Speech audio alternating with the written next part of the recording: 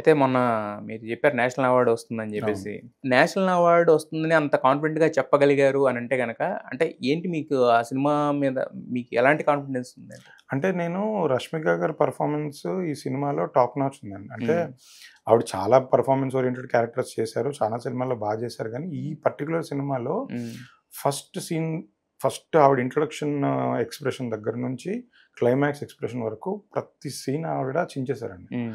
అంటే ఈ level performance ఈ ఇయర్‌లో అంటే మనం వేరే సినిమాలు కూడా చూస్తుంటాం గదా! యెస్. యెస్. అన్నిట్లో కంపేర్ చేసుకుంటే నాకిది బెస్ట్ పెర్ఫార్మన్స్ లాగా అనిపించింది. హ్మ్. దానికి ఒకటన్నాను. డైరెక్టర్‌గా కూడా తను డైరెక్టర్ ఆల్రెడీ నేషనల్ అవార్డ్ విన్నరు. యెస్. ఆ సినిమాతో కంపేర్ చేసుకుంటే ఈ సినిమా చాలా ఎవాల్వ్ అయ్యాడండి. హ్మ్. అంటే రైటింగ్ అనేది గట్టిగా పట్టుకున్నారు. హ్మ్. అంటే ఏ సీన్ పండడానికైనా ఆర్టిస్ట్ పెర్ఫార్మన్స్ ఎంత ఇంపార్టెంటో ఈయన రైటింగ్ అంత ఇంపార్టెంట్. హ్మ్. హ్మ్. సో, ఈయన ఎఫర్ట్, ఈయన వర్క్ చూసి కూడా వీళ్ళిద్దరికీ పక్కా నేషనల్ అవార్డ్ వస్తదని చాలా కాన్ఫిడెంట్‌గానే చెప్పారు. చెప్తున్నాను. చెప్పారు. అంటే యాక్చువల్లీ నాకు సినిమా చూసిన వాళ్ళు చెప్పారు ఒకళ్ళిద్దరు. హ్మ్. సినిమా అయితే అద్దిరిపోయింది. అవును. అవును. దాంట్లో తిరగలేదని అవును. జెప్పేసి.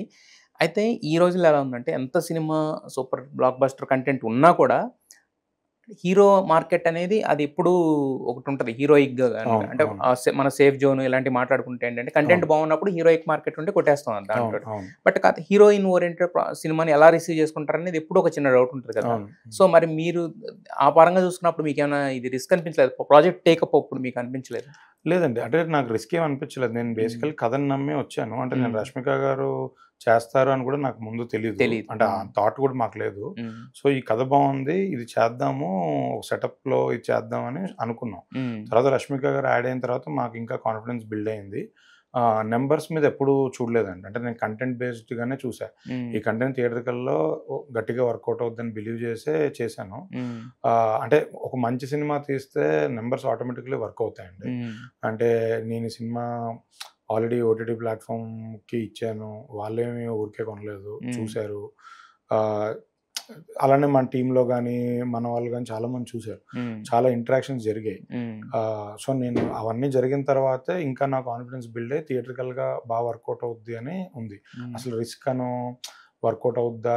హీరోయిన్ మీద ఇంత నంబర్స్ ఉంటాయా? అని అసలు ఆ థాట్ ఎప్పుడు లేదండి. బట్ బేసిక్‌గా ప్రొడ్యూసర్ యాస్ ఎ అంతే. సినిమాలోకి దిగేటప్పుడైతే ఉంటది గదా! అ ఖచ్చితంగా ఒక ఆలోచనైతే ఉంటది గదా! అంటే ఎందుకంటే ఇప్పుడు ఎంత at the end of the day మనం ఒక స్క్రిప్ట్ నచ్చినా, ప్రేమించినా కూడా వర్కౌట్ అవుద్దా లేదా అనేది చూసుకునే దిగుతాం గదా! అదే. ఈ హ్మ్. కథ విన్నప్పటి నుంచే థియేట్రికల్‌గా వర్కౌట్ అవుద్ది అని అంటే అన్న ఇప్పుడు ఒకవేళ కాన్ఫిడెన్స్. 'రష్మిక' గారు కాకుండా వేరే వాళ్ళు చేసినా 200% థియేట్రికల్‌గా వర్కౌట్ అవుతుంది. హ్మ్. 'రష్మిక' గారు రావడం వల్ల మాకింకా వాల్యూ యాడ్ అయింది. హ్మ్. సో, మాకింకా బెనిఫిటే జరిగింది. దానివల్ల మేము ఓవర్ స్పెండ్ చేసి ఆవిడ ఆన్ బోర్డ్ అయ్యారని మేము ఓవర్ స్పెండ్ చేసి ఇది రికవర్ అవుద్దా లేదా అని హ్మ్. అలాంటి థాట్స్ ఏం లేవండి. యెస్. మొత్తం ఓటీటీ క్లియర్ అయిపోయిందా?